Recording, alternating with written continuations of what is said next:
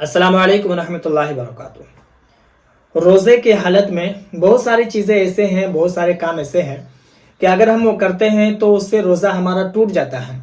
और बहुत सारी चीज़ें ऐसी हैं कि अगर हम करते हैं तो रोज़ा उससे हमारा मकरूह हो जाता है।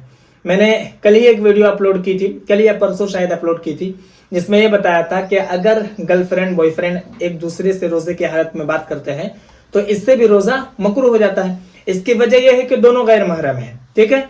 लेकिन बहुत सारे लोगों ने ये सवाल किया कि हजरत अगर हमारी शादी होने वाली है, हमारा रिश्ता लग गया, तो अब तो वह हमारी गैर महरम नहीं है, तो उससे अगर हम बात करें तो इससे हमारा रोज़ा मकरूह होता है या नहीं होता, रोज़ा ख़राब होता है या नहीं होता है।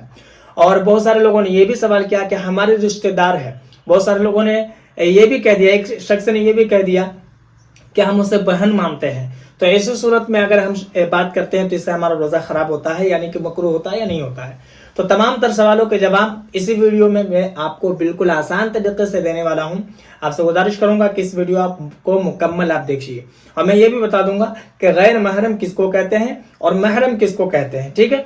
तो सबसे पहली बात आप ये समझ लीजिए, रिश्ता अभी लग गया है, ठीक है, अभी बातचीत हमारी हो रही है, रिश्ता लगा है, निकाह नहीं हुआ है, तो वो भी आपकी गैर महरम है। अब क्यों गैर महरम है?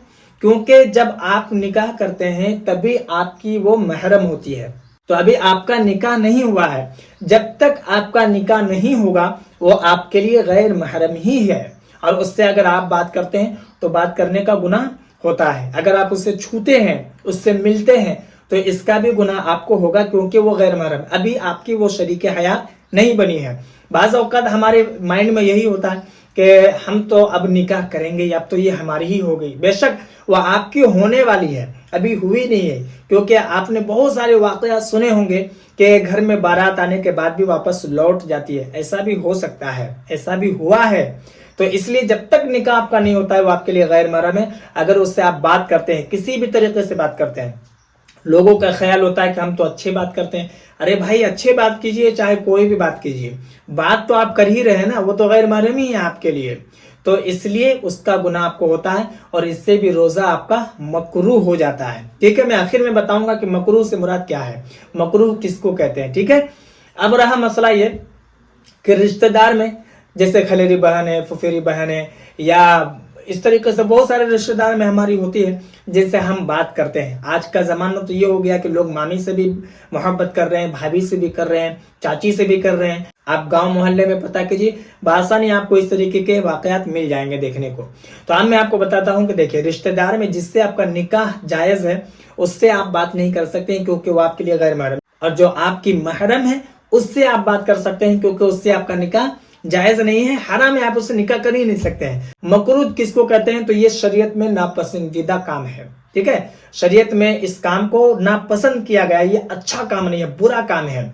तो इससे क्या होता है कि रोजा में जो सवाब मिलता है वो सवाब में कमी आ जाती है। और ऐसे भी सिर्फ रोजे की हालत में नहीं, बल्कि गैर रोजा में भी, गैर रमजान में भी गैर महरम से बात करना, उससे मिलना जुलना, जो हम समझते हैं कि बहुत अच्छा काम कर रहे हैं, सवाब का काम कर रहे हैं, हम उसकी मदद कर रहे हैं, तो मदद के नाम से ये तमाम तर चीज़ें जो चोचलेबाजी हम लोग करते हैं ना, ये तमाम तर चीज़ें शरीयत इजाज़त नहीं देती है। ये सब नाजायज़ और हराम काम है, ये गुनाह वाले काम है।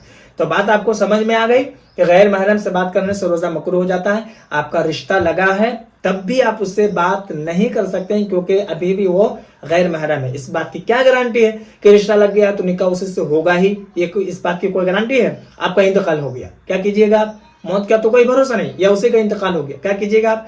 रिश्ता आपका लगा है, उसका किसी और के साथ चक्कर है, वो किसी और के साथ चली गई, तो फिर क्या कीजिएगा? आपके साथ रिश्ता लगा, आप ही किसी और को पसंद करते हैं, उसको छोड़कर आप उसी को से निकाह कर लिए, तो फिर क्या होगा? फिर हमारे पास कई सारे ऐसे वाकयात आए हैं जो रिश्ता लगा हुआ था और उसके साथ दूसरे के साथ वो चली गई। लोग कहते हैं कि अच्छी बात होती है। अरे भाई, आप जितनी भी अच्छी बात कीजिए फिर भी वो जायज़ नहीं है, ठीक है। मुझे उम्मीद है कि मेरी बात आपको समझ में आ गई होगी। इसके अलावा अगर आपके मन में कोई सवाल या फिर कोई डाउट हो तो आप मुझे कमेंट पर ज़रूर बताएं। बाकी अगर इन तमाम तर चीज़ों के बारे में आप अच्छे तरीके से जानना चाहते हैं, डिटेल्स में, तफसील में, तो आप बाहर शरीयत का आप मुताला कर लें, निकाह का बयान, उसमें आप देखिएगा, आपको सारे मसले आपको मिल जाएंगे। या इसके अलावा फतावा फैज़ुर रसूल भी आप देखिएगा, तो उसमें भी ये तमाम तर जो मसले हमने आपको बताए हैं, ये मसला आपको बआसानी मिल जाएगा। باقی اگر آپ کے من میں کوئی سوال یا پھر کوئی ڈاؤٹ ہو تو آپ مجھے کمنٹ پر ضرور بتائیں، اور اس ویڈیو کو جتنا ہو سکے مسلمانوں میں ضرور شیئر کر دیں، تاکہ جو لوگ یہ مسئلہ نہیں جانتے ہیں، جن لوگوں کا روزہ خراب ہو رہا ہے، وہ شاید بچ جائیں یا روزہ خراب ہونے سے وہ بچا لے اپنے روزوں کو۔ باقی آپ نئے ہیں چینل پر تو چینل کو بھی ضرور سبسکرائب کر لیں۔